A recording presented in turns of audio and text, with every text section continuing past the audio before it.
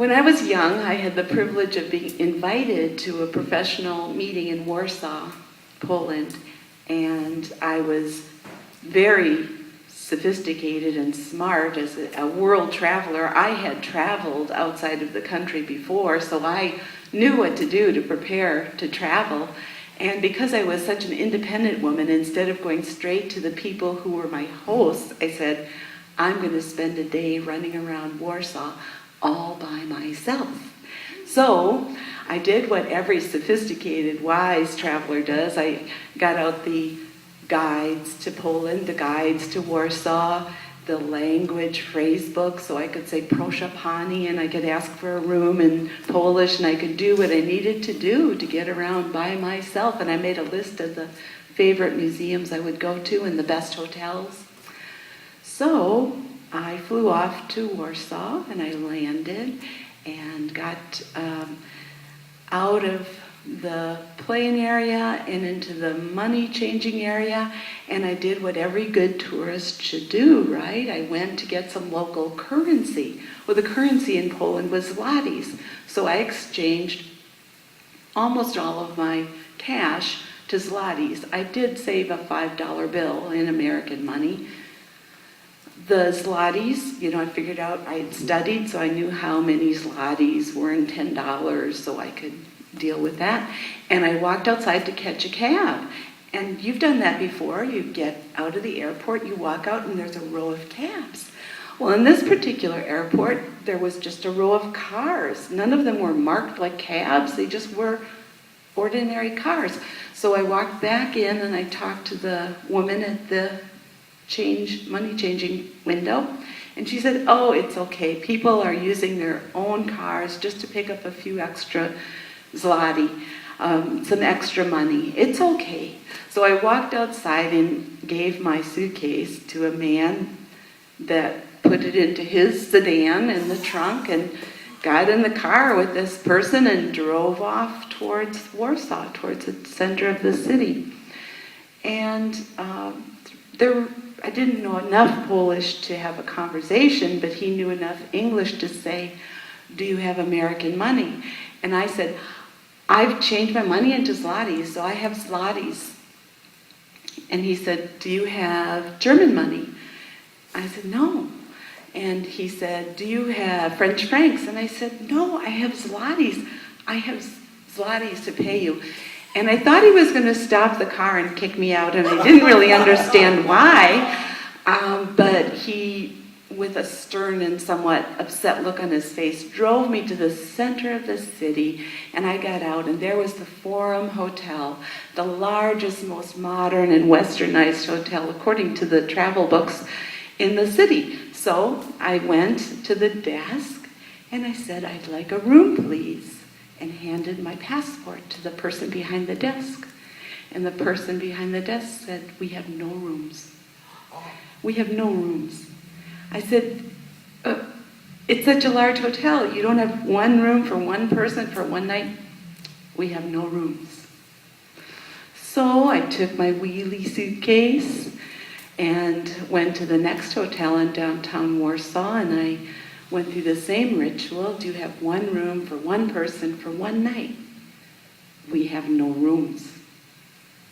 Oh, well, I went to the next hotel, and the next hotel, and the next hotel, and by now I was getting to the fringe of downtown Warsaw, and the hotels were getting smaller and a little less than reputable looking, and I finally went into this small hotel, dark lobby, small lobby, and said, do you have one room for one person for one night? And I got the same answer. We have no rooms. Well, by this time, as the sun was going down in the west, and I was feeling my sophistication and worldly wisdom just draining away, I went out on the street corner and I did what no traveler should ever do in a strange city. I propped up my suitcase and I opened the map. Once you do that, you're telling the whole world, vulnerable person. Come on, what do you got for me? And indeed, shortly after I opened the map, a very pleasant older woman came up to me and started talking to me in broken German. Now I know a little bit of German, but not enough to converse with her. And then I tried to talk to her in English and Polish, but that didn't work either. So I got the feeling that she was offering me help, and I really wanted help. So I flagged down a younger couple of people, and who I know they learn English in school, so I said, could you please help us? We can't seem to communicate. I think she's offering me a room in her house, but I'm not sure. And so they translated, and she said, the young man said, yes, she's offering to let you board in her house for a night. And they said, well, isn't that kind of unusual? I've been having trouble finding a room. And he said, oh no, people are doing that all the time to earn just a little extra money. So I asked them to ask her how far it was. Not far at all. So we got on the streetcar. It wasn't named Desire. We got on the streetcar. It might have been named Fear, because as I barricaded myself behind my big old suitcase, it was getting bigger by the moment. I barricaded myself so that nobody could see. There were little tears falling down my cheek as we got further and further and further away from downtown Warsaw. We passed the suburbs, we went to an empty area, and then we arrived at a settlement of high-rises. And there we got out. And I followed behind her with my suitcase, kind of going to whatever my fate was going to be. And we got up into the hotel room, and she showed me the little room where I would stay, and a postcard from someone else who was also from Minnesota, who had stayed with her once. And must have lived, because she had sent the postcard. So I got to the place where I was feeling like, okay, I'm going to survive this. It's going to be okay.